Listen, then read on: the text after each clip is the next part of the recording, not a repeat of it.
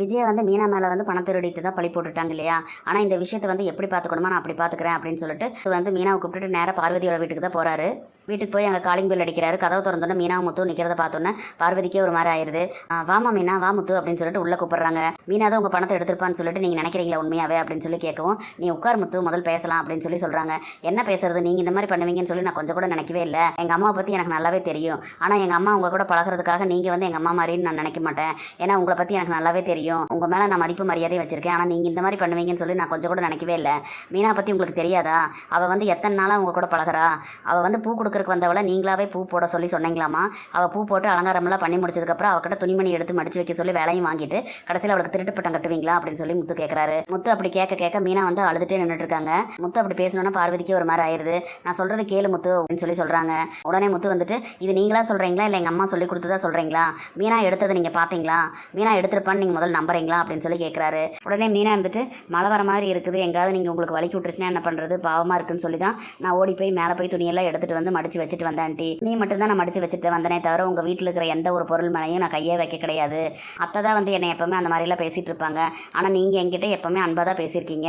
ஆனால் நீங்கள் இந்த மாதிரி பேசுவீங்கன்னு சொல்லி நான் கொஞ்சம் கூட நினைக்கவே இல்லை அப்படின்னு சொல்லிட்டு மீனா சொல்கிறாங்க. இல்லை மீனா, நான் அந்த மாதிரி சொல்லலை, நான் சொல்கிறது ஒரு நிமிஷம் கேளுங்க அப்படின்னு சொல்லி சொல்கிறாங்க. உடனே முத்து இருந்துட்டு, நிஜமாவே நீங்கள் 2 லட்சம் பணம் வச்சுருந்தீங்களா அப்படின்னு சொல்லி கேட்குறாரு. ஆமாம் முத்து, நான் பணம் வச்சுருந்தேன், கபோர்டில் தான் வந்து வச்சுருந்தேன், சாவியும் வந்து பக்கத்து இதில் தான் வச்சுருந்தேன் அப்படின்னு சொல்லி சொல்லவும், அந்த பணம் எப்போ நீங்கள் அங்கே வச்சீங்க, எப்போ இருந்து அந்த பணம் காணும் அப்படின்னு சொல்லி முத்து கேட்குறாரு. விஜயா வந்து வக்கீல் கிட்ட இருந்து எப்போ பணத்தை வாங்கினாங்களோ அந்த தேதி தான் கரெக்டாக பார்வதி சொல்கிறாங்க. அன்னைக்கு தான் வந்து என் பையன் பணம் கொடுத்தான், அந்த பணத்தை தான் நாங்கள் வச்சுருந்தேன். இது வந்து புடவை வாங்குறதுக்காக ஆளுக வர சொல்லியிருந்தோம். அப்போ புடவை எடுத்துகிட்டு காசு கொடுக்கறதுக்காக தான் மேலே வந்து நான் பணத்தை பார்த்தேன். அப்போ கபோர்டை திறந்து நான் பார்க்கும்போது பணத்தை காணும் அப்படின்னு சொல்லி சொல்கிறாங்க. அந்த புடவை எடுக்கிறவங்க கிட்ட நான் பேசிகிட்டு இருக்கும்போது தான் மீனாவும் வந்தா. மீனா வந்துட்டு போனதுக்கப்புறம் தான் வந்து நான் பணத்தை எடுக்கிறக்க மேலே வந்தேன். அப்போ பார்க்கும்போது தான் காணும் அப்படின்னு சொல்லி சொல்கிறாங்க. அதனால் மீனா தான் எடுத்தான்னு சொல்லி நீங்கள் முடிவு பண்ணிட்டீங்க அப்படி தானே அப்படின்னு சொல்லி முத்து கேட்குறாரு. இல்லை முத்து, நான் வந்து மீனா தான் எடுத்திருப்பானல நான் சொல்லவே இல்லை, விஜயா தான் அந்த மாதிரி சொல்கிறா அப்படின்னு சொல்லி சொல்கிறாங்க. ஆமாம், அவங்களுக்கு அது கைவந்த கலை தானே, மீனாவை கண்டாவே பிடிக்காது, அதனால் உடனே மீனா மேலே பழி போட்டாங்க அப்படித்தானே அப்படின்னு சொல்லி கேட்குறாங்க. ஆனால் பணம் எப்படி காணாமல் போச்சுன்னு எனக்கு தெரியல முத்து, ஆனால் நிஜம்தான் பணம் காணாமல் போனது அப்படின்னு சொல்லிடுறாங்க. அப்போ உடனே முத்து இருந்துட்டு, இந்த பணம் உங்கள் கைக்கு வந்ததுலேருந்து உங்கள் வீட்டுக்கு யாரெல்லாம் வந்தாங்க சொல்லுங்க அப்படின்னு சொல்லி முத்து கேட்குறாரு. உடனே பார்வதி இருந்துட்டு, டெய்லி வந்து விஜயா வருவா, அப்போ டான்ஸ் கிளாஸ்க்கு வர பசங்க வருவாங்க அப்படின்னு சொல்லவும், அப்போ டான்ஸ் ஆட வர்ற பசங்களாம் மேலே மொட்டை மாடி வரைக்கும் போவாங்களா அப்படின்னு சொல்லி முத்து கேட்குறாரு. இல்லை மேலே மொட்டை மாடிக்கெல்லாம் யாரும் போக மாட்டாங்க, கவனிக்காமல் இருக்கும்போது மேலே இது போவாங்களா அப்படின்னு சொல்லி கேட்கும்போது, நானும் விஜயாவும் இங்கே கீழே தான் இருப்போம், அப்படியெல்லாம் யாரும் போக மாட்டாங்க அப்படின்னு சொல்லி சொல்கிறாங்க. சரி, வேற யாராவது வந்தாங்களா அப்படின்னு சொல்லி கேட்கும்போது பார்வதி வந்து யோசிச்சு பார்க்குறாங்க யார் வந்தாங்க அப்படின்னு சொல்லிட்டு. நல்லா யோசிச்சு பார்க்கும்போது இல்லை வேற யாருமே வரல அப்படின்னு சொல்லி சொல்கிறாங்க. நீ வந்து மீனாவையும் மீனாவோட குடும்பத்தையும் கூப்பிட்டு வந்தே இல்லை, அப்போ நீங்கள் எல்லாம் வந்தீங்க, அதுக்கப்புறம் யார் வந்தாங்க அப்படின்னு யோசிச்சுட்டு ரோகிணி வந்தா அப்படின்னு சொல்லி, யாரு பார்லரமாக வந்ததா அப்படின்னு சொல்லி கேட்குறாங்க. உங்கள் ஏரியாவில் தான் ஒரு கிளைண்ட்டை பார்க்கறக்கு வந்தேன், அப்படியே உங்களை பார்த்துட்டு போகலான்னு சொல்லி வந்தேன்னு சொல்லி என்கிட்ட பேசிட்டு போயிடுச்சு அப்படின்னு சொல்லி சொல்கிறாங்க. அதுக்கப்புறம் அவங்க வந்தாங்களா, அதுக்கப்புறம் வேற யாராவது வந்தாங்களா, நேற்று யாராவது வந்தாங்களா அப்படின்னு சொல்லி கேட்கும். அதுக்கப்புறம் மறுபடியும் ரோஹிணி தான் வந்தது, இதே ஏரியாலேயே மறுபடியும் ஏதோ கிளைண்ட் இருக்குன்னு சொல்லி பார்க்கறக்கு வந்தேன்னு சொல்லிட்டு எனக்கும் விஜயாவுக்கும் வந்து ஸ்நாக்ஸு பலகாரம் எல்லாம் வாங்கிட்டு வந்து கொடுத்து எங்ககிட்ட பேசிகிட்டு இருந்துச்சு அப்படின்னு சொல்லி சொல்கிறாங்க. அப்போ தான் வந்து பார்வதி யோசிச்சு பார்க்குறாங்க. அப்போ ஏதோ ஃபோன் வந்தது அப்படின்னு சொல்லிட்டு நம்ம வந்து ஸ்நாக்ஸ் எல்லாம் சாப்பிட்டுட்டு இருக்கும்போது ரோஹிணி மேலே போச்சுல்ல, அதை சொல்லலாமா வேண்டாமா அப்படின்னு சொல்லி யோசிக்கிறாங்க. என்ன யோசிச்சுட்டு இருக்கீங்க சொல்லுங்க ஆண்டி அப்படின்னு சொல்லிட்டு மீனா கேட்கவும், இல்லை 2வது தடவை ரோஹிணி வரும்போது எங்களுக்கு ஸ்நாக்ஸ் எல்லாம் வாங்கிட்டு வந்து கொடுத்தது, இங்கே தான் டைனிங் டேபிள் உட்காந்து அதெல்லாம் சாப்பிட்டுட்டு இருந்தோம், கால் வருது நான் பேசிட்டு வந்துடுறேன் நீங்கள் சாப்பிடுங்கன்னு சொல்லிட்டு அப்படியே போச்சு, அப்படியே போகும்போது டவர் கிடைக்கல அப்படின்னு சொல்லிட்டு மேலே மாடிக்கு போச்சு அப்படின்னு சொல்லி சொல்கிறாங்க. உடனே முத்துக்கு வந்து ஒரு மாதிரி ஆயிடுது. உங்ககிட்ட பணம் இருக்கிற விஷயம் வந்து ரோகிணிக்கு தெரியுமா அப்படின்னு சொல்லி கேட்குறாங்க. என்ன சொல்கிறதுனே தெரியாமல் பார்வதி வந்து முடிச்சிட்டு இருக்காங்க. நம்ம கிட்ட பணம் இருக்கிற விஷயம் வந்து ரோகிணிக்கு தெரியும் அப்படின்னா ரோகிணிக்கு வந்து எப்படி தெரியும், எதுக்காக தெரியணும் அப்படிங்கிற விஷயத்த நம்ம சொல்லணும். அப்போ வந்து இது நம்ம பணம் இல்லை, இது வந்து விஜயாவுக்கு வந்து வக்கீல் கொடுத்த பணம் தான் அப்படின்னு சொல்லி தெரிஞ்சு போகுமே, என்னடா பண்ணுறதுன்னு சொல்லி யோசிச்சுட்டே நிற்கிறாங்க. அப்போ முத்து இருந்துட்டு, என்ன பார்வதியத்தை எதுவுமே சொல்லாமல் யோசிச்சுட்டு இருக்கீங்க அப்படின்னு சொல்லி கேட்குறாங்க. முத்து இப்படி கேட்க வந்தால் பார்வதிக்கே வந்து ஒரு விஷயம் தோணுது. நம்மக்கிட்ட இந்த பணம் 2 லட்சம் இருக்கிறது வந்து விஜயாவுக்கும் நமக்கு மட்டும்தான் தெரியும், வேற யாருக்குமே தெரியாது. நம்ம தான் வந்து இந்த ரோஹிணி கிட்ட பணம் இருக்குதுன்னு சொல்லி சொன்னோம். நம்ம ரோஹிணி கிட்ட பணம் இருக்குங்கிற சொன்ன விஷயத்த விஜயாவுக்கு கூட நம்ம சொல்லவே இல்லை. அப்படிங்கும்போது பணம் காணாமல் போயிருக்கு அப்படின்னா முத்து கேட்குற மாதிரி ரோஹிணி தான் மேலே போயிருக்குது அப்படின்னா ரோஹிணி தான் ஒரு வேலை எடுத்திருப்பாளா அப்படின்னு சொல்லி யோசிக்கிறாங்க. இப்போ பார்லரம்மா பற்றி நான் பேசும்போது நீங்கள் எதுவுமே பதில் பேசாமல் இருக்கீங்க அப்படின்னா அந்த பார்லரம்மா மேலே தான் உங்களுக்கு சந்தேகம் இருக்குதா அப்படின்னு சொல்லி கேட்குறாங்க. உடனே பார்வதி இருந்துட்டு, இல்லை சந்தேகம்லாம் இல்லை முத்து, ஆனால் நானும் விஜயாவும் கீழே உட்காந்து சாப்பிட்டுக்கிட்டு இருந்தோம், ரோஹிணி வந்து ஃபோன் பேசிட்டு டவர் கிடைக்கலன்னு சொல்லி மேலே போச்சு, பேசி முடிச்சுட்டு கொஞ்சம் நேரம் கழிச்சு தான் கீழே இறங்கி வந்தது, அதுக்கப்புறம் விஜயாவும் ரோஹிணியும் சேர்ந்து தான் வீட்டுக்கு கிளம்பி போனாங்க அப்படின்னு சொல்லி சொல்கிறாங்க. உடனே முத்துக்கு ஒரு மாதிரி ஆயிடுது. சரி உங்கள் ரூம் கிட்ட வாங்க நான் பார்க்குறேன் அப்படின்னு சொல்லிட்டு முத்து போகிறாரு. மீனாவும் கூப்பிட்டு போகிறாரு, வா மீனான்னு சொல்லிட்டு. பார்வதி வந்து முத்து மீனாவும் மேலே மாடி கூப்பிட்டு போகிறாரு. சரி நீங்கள் எங்கே பணம் வச்சுருந்தீங்க, எங்கே சாவி வச்சுருந்தீங்க காட்டுங்க அப்படின்னு சொல்லும்போது சொல்லும்போது பார்வதி வந்து நான் இந்த கபோர்டில் இங்கே தான் வைப்பேன், பணத்தை இங்கே தான் வச்சிருந்தேன், ஆனால் காணோம் அப்படின்னு சொல்லி சொல்கிறாங்க. சரி பார்வதி அத்தை, மீனா வந்து இந்த பணத்தை எடுக்கலன்னு சொல்லி எனக்கு நல்லா தெரியும், உங்களுக்கும் நல்லா தெரியும். இது வந்து நிஜமாவே உங்கள் பணமாக இருந்தது அப்படின்னா நீங்கள் வந்து போலீஸில் இப்போ கம்ப்ளைண்ட் கொடுங்க. இல்லை நீங்கள் கொடுக்கல அப்படின்னா என் பொண்டாட்டி மேலே வந்து நீங்கள் சந்தேகப்படுறீங்கன்னு சொல்லிட்டு நானே போய் போலீஸில் கம்ப்ளைண்ட் கொடுக்குறேன். இந்த பணத்தை திருடின நிஜமான திருடன் யாருன்னு சொல்லிட்டு நான் கண்டிப்பாக இந்த விஷயத்தில் கண்டுபிடிச்சே தீருவேன் அப்படின்னு சொல்லி சொல்கிறாங்க. சரின்னு சொல்லி பார்வதி கூப்பிட்டு முத்து வந்து போலீஸ் ஸ்டேஷனில் போய் கம்ப்ளைண்ட் கொடுத்துட்றாரு பணம் காணோன்னு சொல்லிட்டு. பணம் காணோன்னு சொன்னோன்னா போலீஸ் ஸ்டேஷன் வந்து எல்லாமே செக் பண்ணுறக்கெல்லாம் வராங்க. அதுக்கப்புறம் யார் மேலேயாவது உங்களுக்கு சந்தேகம் இருக்கா அப்படின்னு சொல்லி கேட்கும்போது பார்வதி வந்து எனக்கு யார் மேலேயும் சந்தேகம் இல்லை அப்படின்னு சொல்லி சொல்கிறாங்க.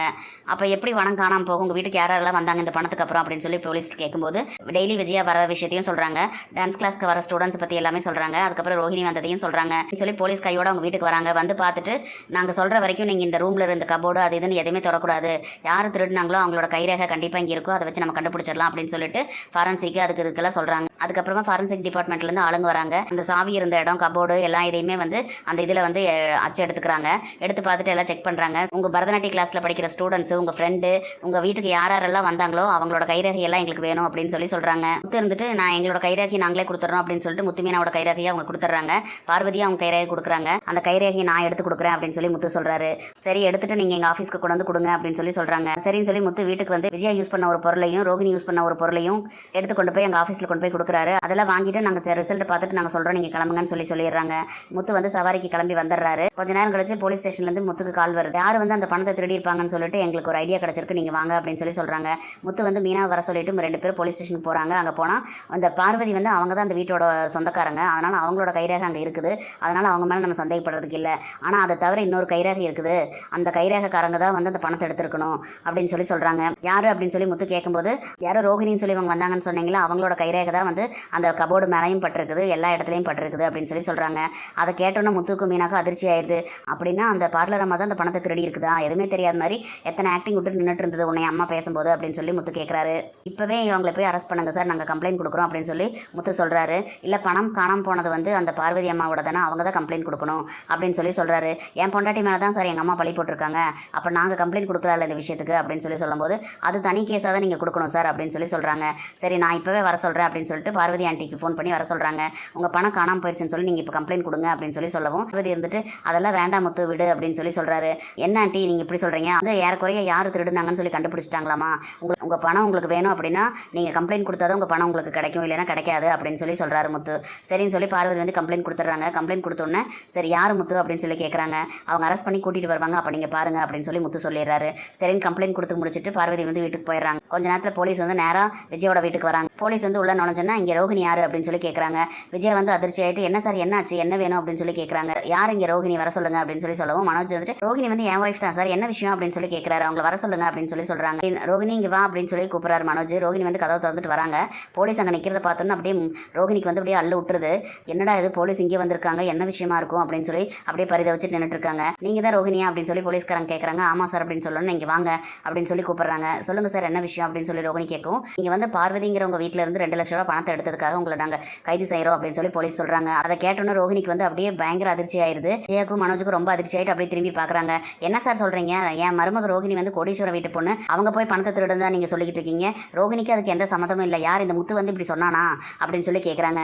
இங்கே பாருங்கம்மா, நாங்கள் அவங்க சொன்னாங்க இவங்க சொன்னாங்கன்னு சொல்லியெல்லாம் நாங்கள் கேட்டுட்டு இது பண்ணல, நாங்கள் ஆதாரத்தோட தான் இவங்களை கைது பண்ண வந்திருக்கோம் அப்படின்னு சொல்லி சொல்கிறாங்க. என்ன சார் ஆதாரம் இருக்குது உங்ககிட்ட அப்படின்னு சொல்லி கேட்கும். ஆண்டி என்ன ஆண்டி என் மேலே பழி போடுறாங்க, நான் எங்கே ஆண்டி அவங்க பணத்தை எடுத்தேன் அப்படின்னு சொல்லிட்டு உடனே சீன் போடுறாங்க ரோஹிணி. உடனே போலீஸ்காரங்க வந்துட்டு நீங்கள் அந்த வீட்டுக்கு போகவே இல்லையா அப்படின்னு சொல்லி கேட்குறாங்க. நான் அவங்க வீட்டுக்கு போனேன், ஆண்டியை பார்க்கறக்காக போனேன், எங்கள் ஆண்டி வந்து அங்கே தான் பரதநாட்டியம் சொல்லி கொடுக்குறாங்க, அதனால் அவங்கள பார்க்கறக்காக போனேன், நான் வந்து அவங்க வீட்டுக்குள்ளே ரூம்குள்ளே எங்கேயுமே போக கிடையாது அப்படின்னு சொல்லி சொல்கிறாங்க. ஓ அப்படின்னா நீங்கள் வந்து அவங்க ரூமுக்கு போகவே இல்லையா அப்படின்னு சொல்லி கேட்குறாங்க போலீஸ். இல்லை நான் வந்து அவங்க ரூம்குள்ளே போகவே இல்லை, அவங்களுக்கு பார்க்கறக்கு போனேன், ஹாலில் உட்காந்து பேசிகிட்டு இருந்தேன், அவ்வளோதான், வேறு எந்த ரூம்குள்ளேயும் நான் போகவே கிடையாது அப்படின்னு சொல்லி சொல்கிறாங்க.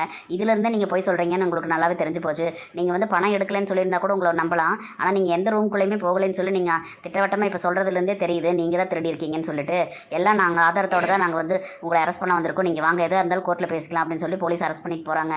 விஜயா வந்து அதிர்ச்சியாகி நிற்கிறாங்க. சார் விடுங்க சார், என் மருமக ரோகிணி வந்து இந்த வேலையெல்லாம் பண்ணியிருக்க மாட்டாங்க சார் அப்படின்னு சொல்லவும், இவங்களோட கைரேகை தான் அங்கே ஒத்து போகுது, இவங்க தான் ரூமில் போய் பணத்தை திருடி இருக்காங்க அப்படின்னு சொல்லிட்டு போலீஸ் சொல்லிடுறாங்க. அவங்க சொன்னதை கேட்டோன்னே ரோகிணிக்கு வந்து பயங்கர அதிர்ச்சி ஆயிடுது. ஐயோ நம்ம மாட்டிக்கிட்டோமா அப்படின்னு சொல்லிட்டு அப்படியே முழிக்கிறாங்க. இங்கே விஜயாவும் மனோஜும் என்ன நடக்குதுன்னே புரியாமல் அப்படியே பார்த்துட்டு நின்றுட்டு இருக்காங்க. முத்துவும் மீனாவையும் முறைச்சு பார்த்துட்டு இருக்காங்க ரோகிணி. முத்து வந்து அப்படியே பார்த்துட்டு, இந்த பார்லர் நம்ம வந்து இத்தனை நாளாக ஏதோ தகுடுதத்தமெல்லாம் பண்ணியிருக்குது, ஆனால் இன்னைக்கு தான் கைங்களமாக மாட்டியிருக்குது, நீ என்னெல்லாம் செஞ்சு வச்சிருக்குதோ யாருக்கு தெரியும், கூட்டிகிட்டு போங்க அப்படின்னு சொல்லி சொல்கிறாரு. உடனே மனோஜ் இருந்துச்சுமா, அம்மா ரோகிணி வந்து அரெஸ்ட் பண்ணி கூட்டிகிட்டு போகிறாங்கம்மா, பாருமா என்னன்னு கேளுமா, அப்பாட்ட சொல்லுமா, பாருப்பா அப்படின்னு சொல்லி ஏதாவது சொல்லுப்பா அப்படின்னு சொல்லி பெணாத்திக்கிட்டு இருக்காரு. இன்னைக்கு எபிசோட் இப்படி தான் முடியுது. இனி என்னெல்லாம் நடக்க போகுதுன்னு சொல்லி நம்ம பொறுத்திருந்து பார்க்கலாம் ஃப்ரெண்ட்ஸ். நம்ம வீடியோ பிடிச்சிருந்தா லைக் பண்ணி சப்ஸ்கிரைப் பண்ணுங்கள். தேங்க்யூ.